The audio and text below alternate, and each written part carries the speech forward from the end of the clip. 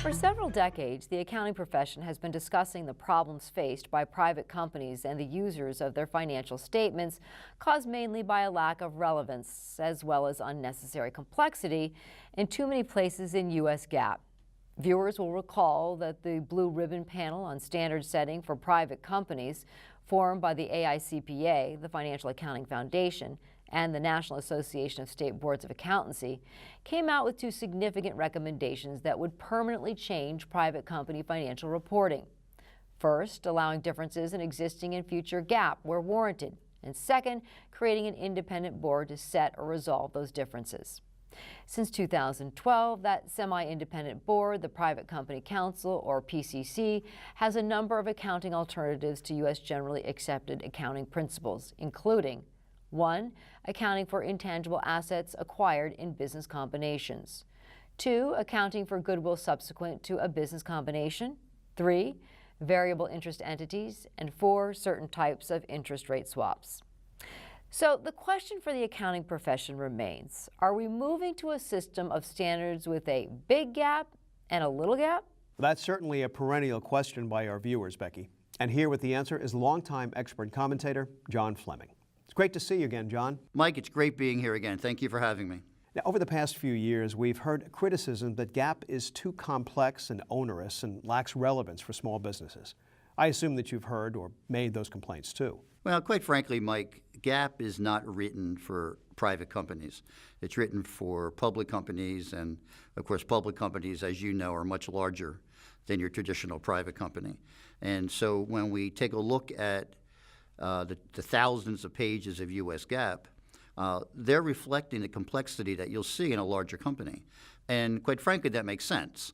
But when we look at smaller companies, particularly those that are privately owned, commonly owned by two brothers, three sisters, whatever it might be, they're generally not looking at a large number or a large group of different users. When you're looking at a smaller company, you're looking at the bank. Maybe you're looking at a bonding company. There could be a passive owner someplace, but the users are very limited. So when FASB creates GAAP to meet the multi-needs of many different user groups, those types of standards don't really work real well for private companies. And what we've seen over the past probably 10 or 12 years is a pretty significant movement away from U.S. GAAP for private companies to income tax basis.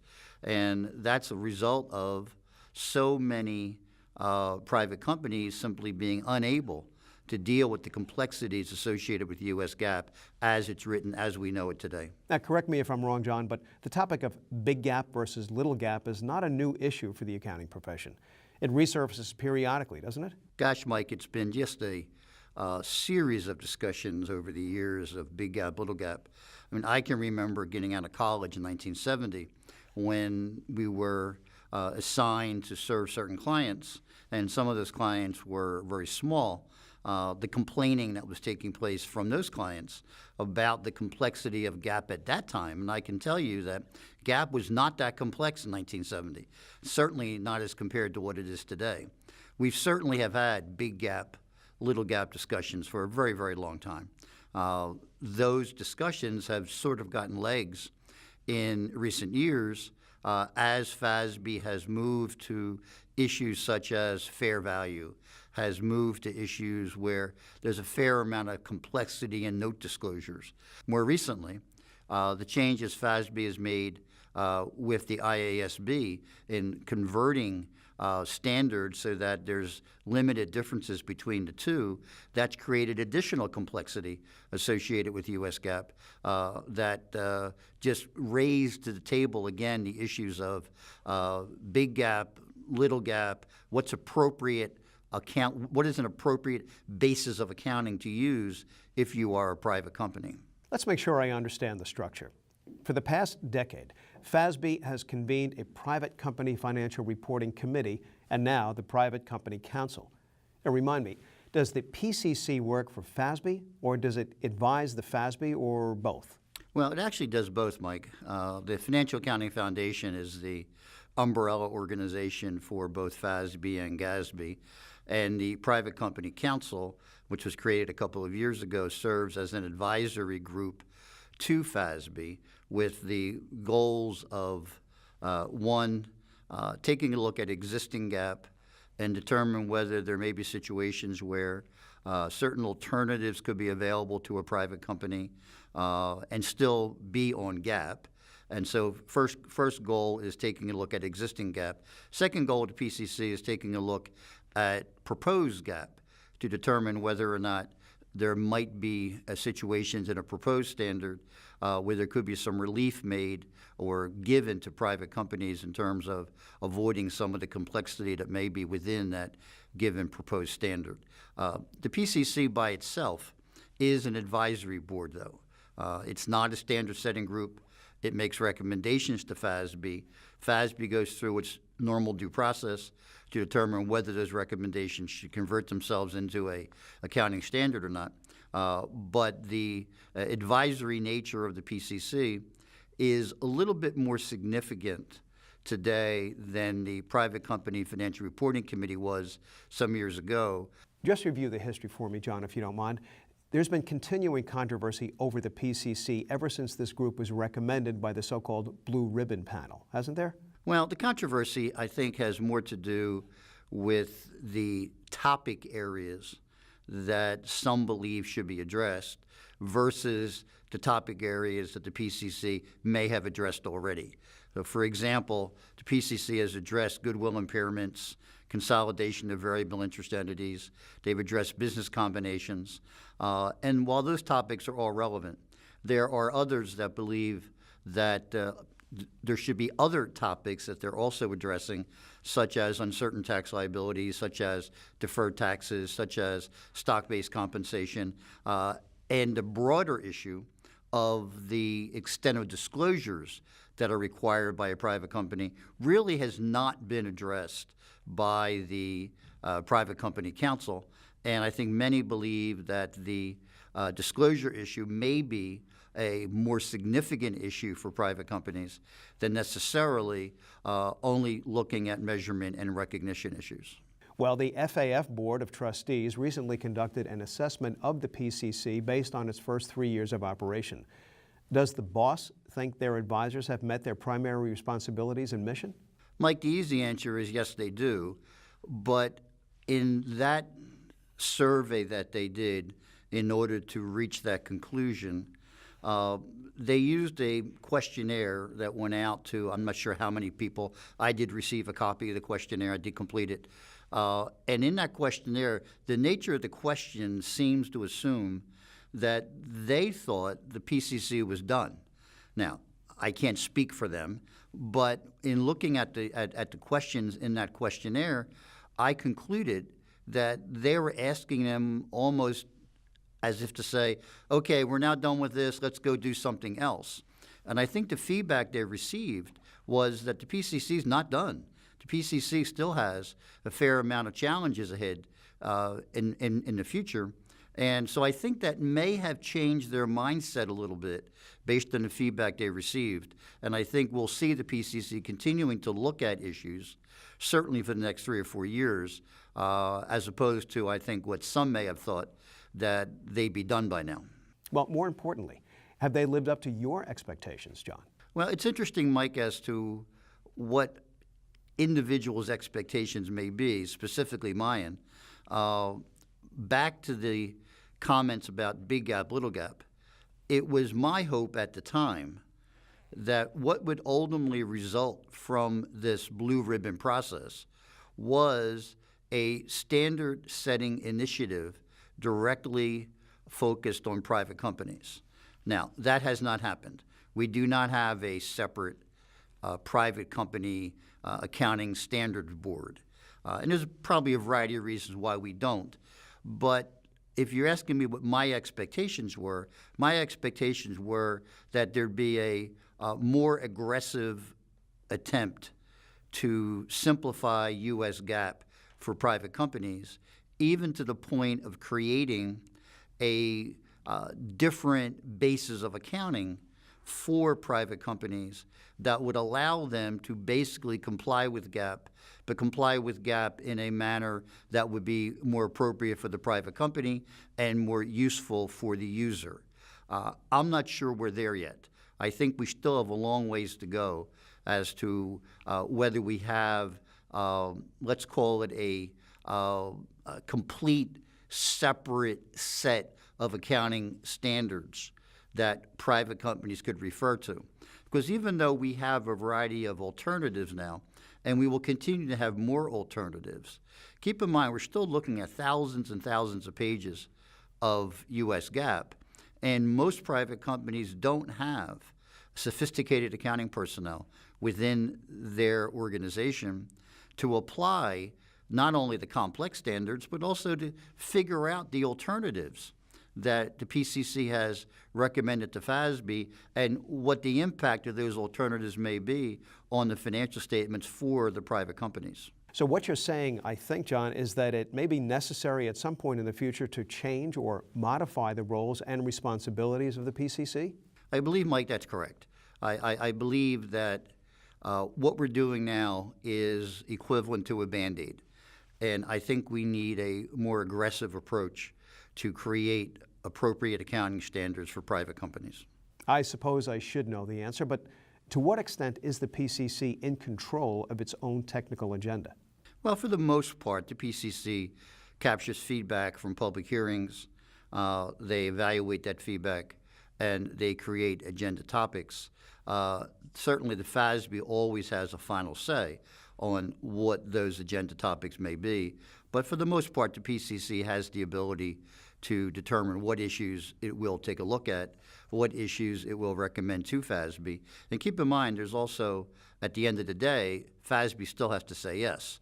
So even though the PCC can have their own agenda topics, the FASB will make the final decision as to whether or not one of these alternatives goes forward or not. In discussing their future agenda, the PCC made reference to the private company decision-making framework. Is that something that our viewers should know about? The decision-making framework for private companies simply acknowledges that private companies are different. They're different in terms of size. They're different in terms of user groups. They're different in terms of sophisticated accounting personnel.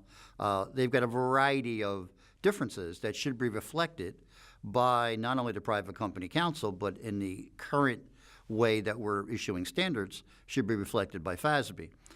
So that framework doesn't say anything that isn't or wasn't known about the differences between private companies and public companies. It simply acknowledged those differences. And given those differences, they're using that information to determine when and of what type should there be alternatives for private companies. I think that's a positive. I believe recognizing up front that there are differences enables us to move forward and look at what those differences can be in terms of a standard setting approach, and I think that's helpful. And in terms of does the private company decision-making framework create anything that somehow was unknown before? No. It was just an acknowledgement of what I think we all knew at the time. You mentioned the standards issued by FASB, and the board issued an ASU a few years ago on the definition of a public business entity. I assume there were no surprises, were there? No, Mike. What the FASB initially tried to do was to define a non-public entity. The reason for that, if the private company recommendations, accounting recommendations, are put in place, then only private companies or non-public companies can apply those alternatives. So the initial thought was, let's define a non-public entity. And FASB had some difficulty doing that. It was not as easy as I think they thought it was going to be, simply because of the broad nature of different kinds of non-public entities. So they chose to define a public entity, which basically is an entity that has to file with an SEC or some type of regulatory body, and that allowed them to say, if you're not a public entity, then you're a non-public entity, rather than trying to define what a non-public entity is. So right now, they've taken a look at that issue of the definition of a public entity.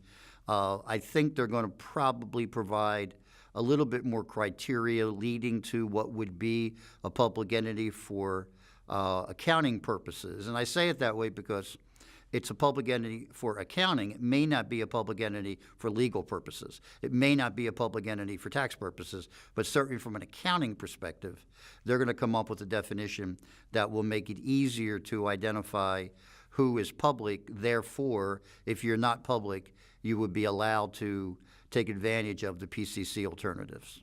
Years ago, John, you told me that SFAS number 131, now known as ASC Topic 280, required companies to report their financial information by business segments. But I recall that disclosure mandate was only applicable to publicly traded companies. As a result of the PCC, are we seeing more situations like that now? Or has the PCC been stressing a reduction rather than an elimination of disclosures?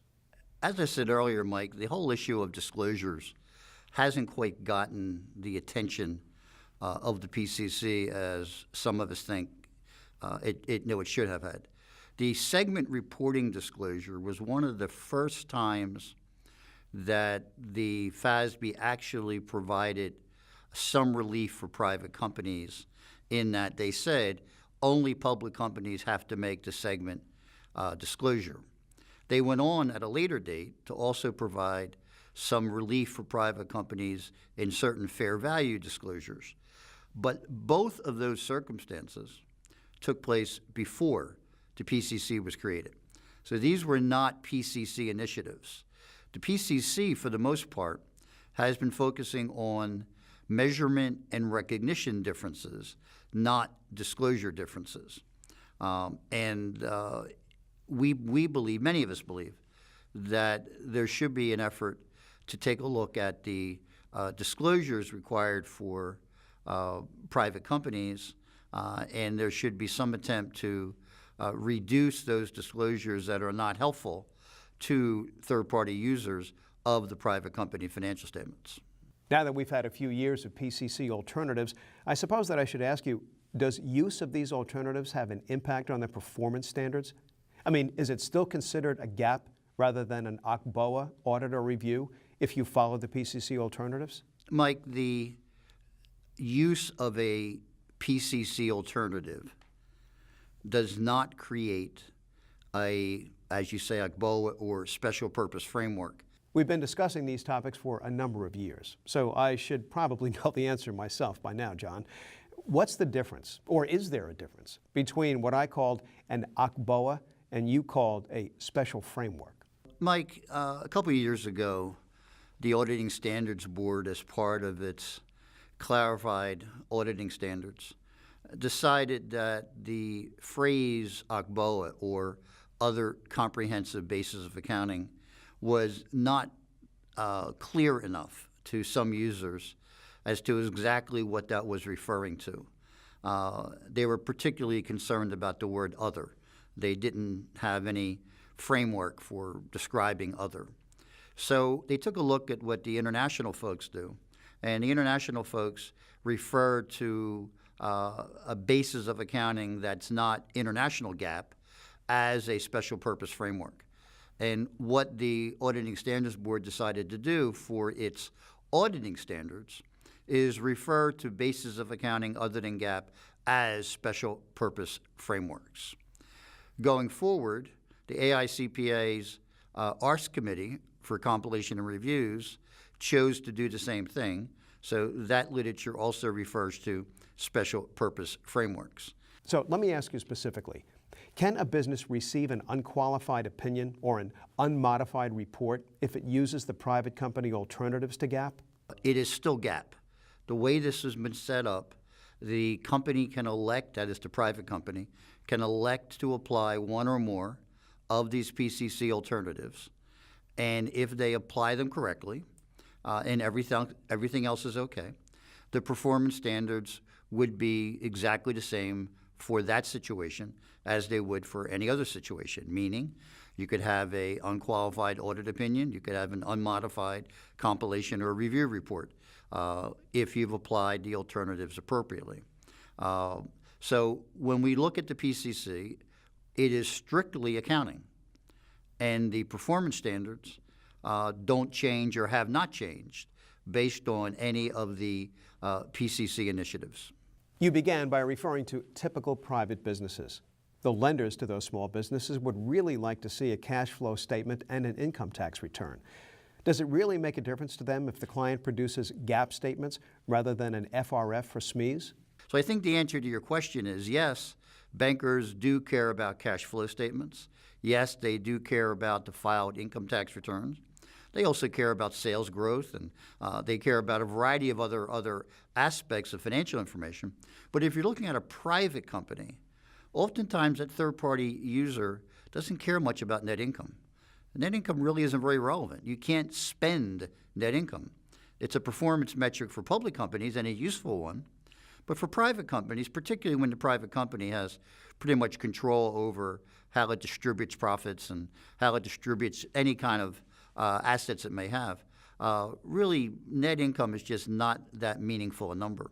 I've had clients around the country who wouldn't know GAAP if you paid them to know GAAP, because they don't have to. They simply don't do anything that is reflective of GAAP financial statements.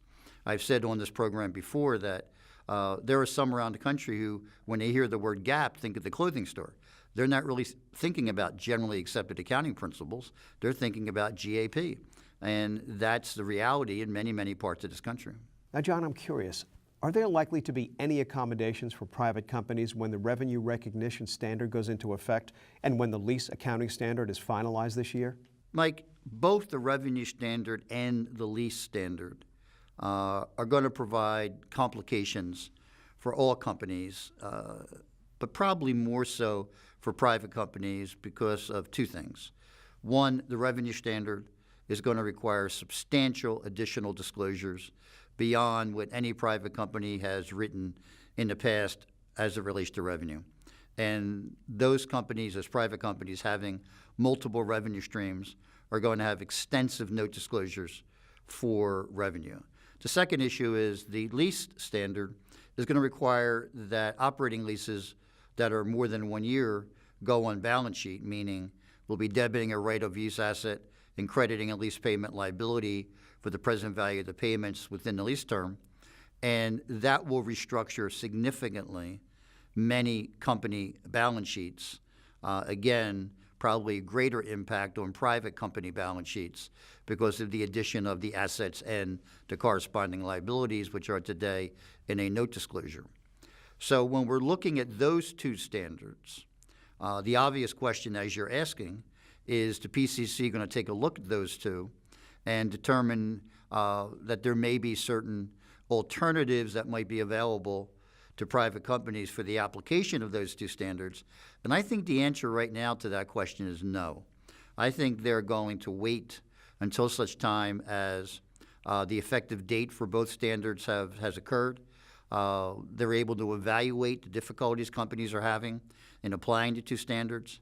And only at that time might they sit down and come up with certain relief alternatives for private companies. I believe that for the foreseeable future, there will be no private company alternative for the revenue standard and for the lease standard.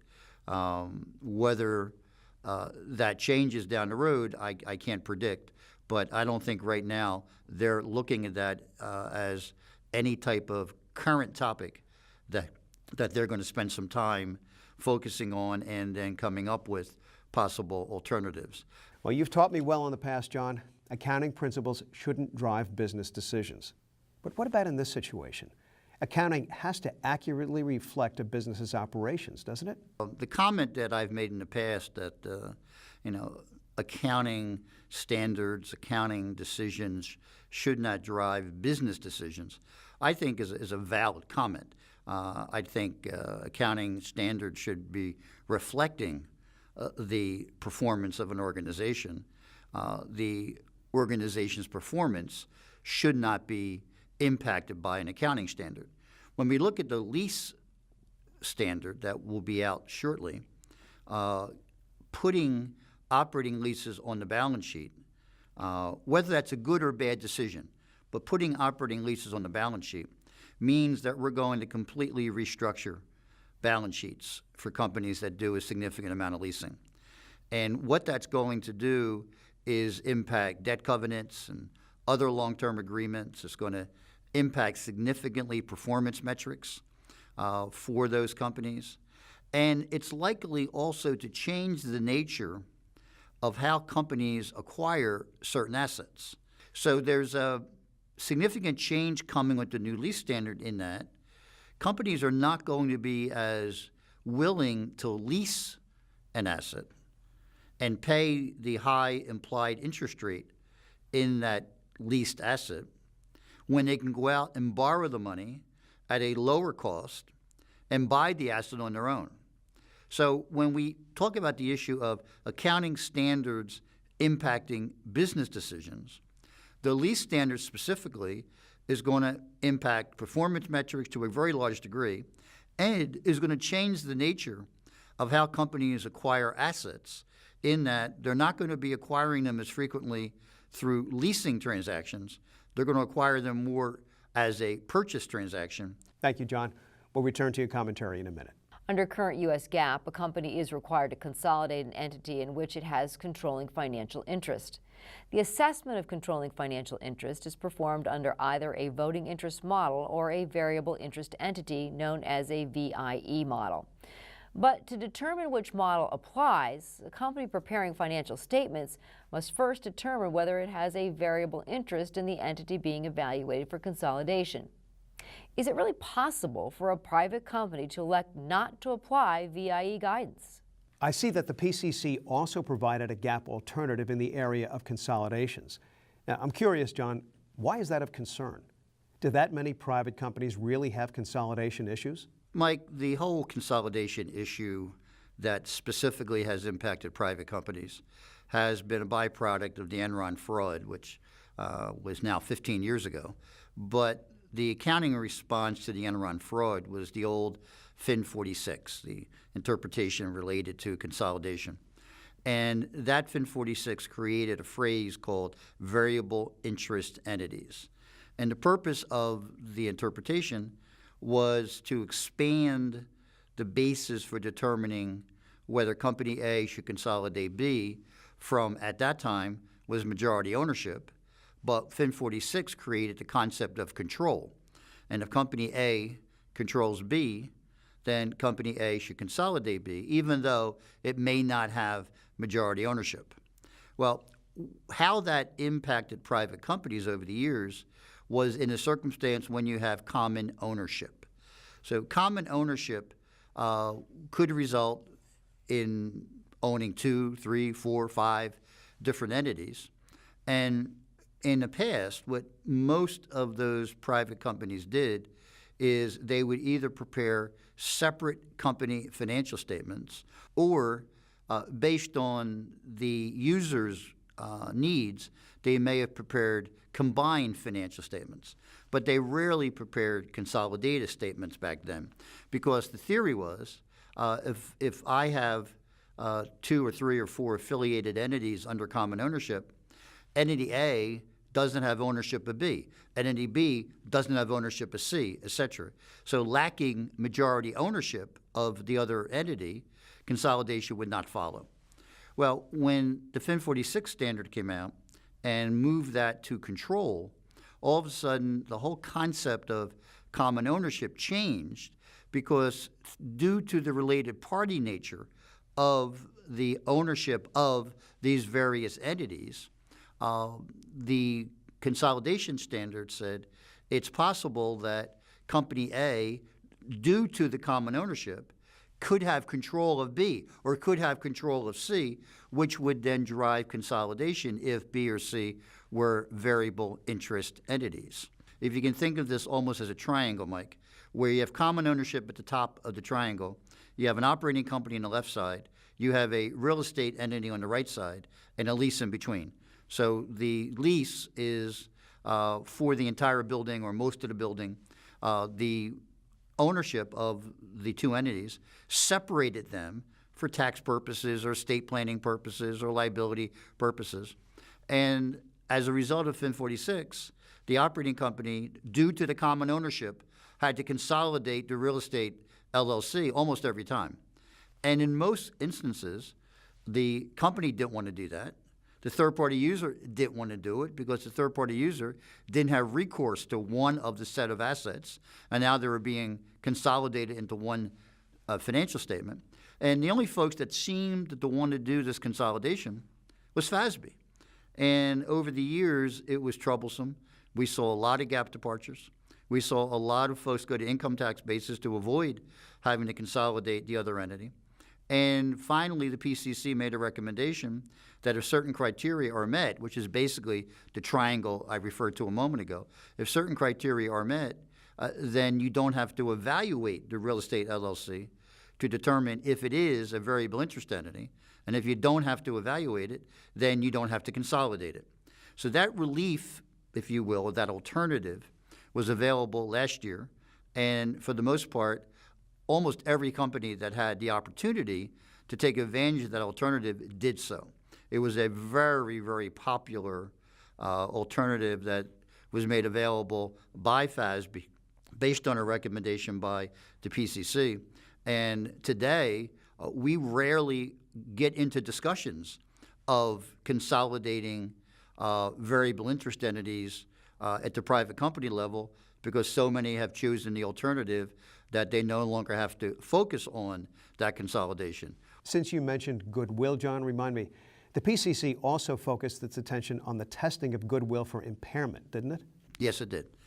The Goodwill impairment test in GAAP is a very difficult impairment test for a private company to perform. It's a very difficult calculation for private companies who don't have sophisticated accounting personnel within their organizations. They frequently outsourced it, therefore they had to pay thousands of dollars to have somebody do it. And then when the financial statements are provided to the third party, normally a bank, what the banker does, takes out his or her red pen and crosses out the line for Goodwill because it generates no future cash flows, so they're not really interested in it. So it gets prepared because the bank requires it, and then the banker ignores it, and the company is paying thousands of dollars to have it done. So ultimately, the PCC recommended that a company could choose not to do the Goodwill impairment test, but instead amortize the Goodwill over a period of time of 10 years or less. Again, a very popular alternative that was made available by the PCC, by FASB, and many, many companies have stopped performing the Goodwill impairment analysis on an annual basis, unless there might be some triggering event that would make it clear that the Goodwill debit is, woefully undervalued. But apart from that, there's not a need to do a ongoing annual impairment test anymore. And this is also, like, as I said, been very popular for companies that have material Goodwill debits on their balance sheet.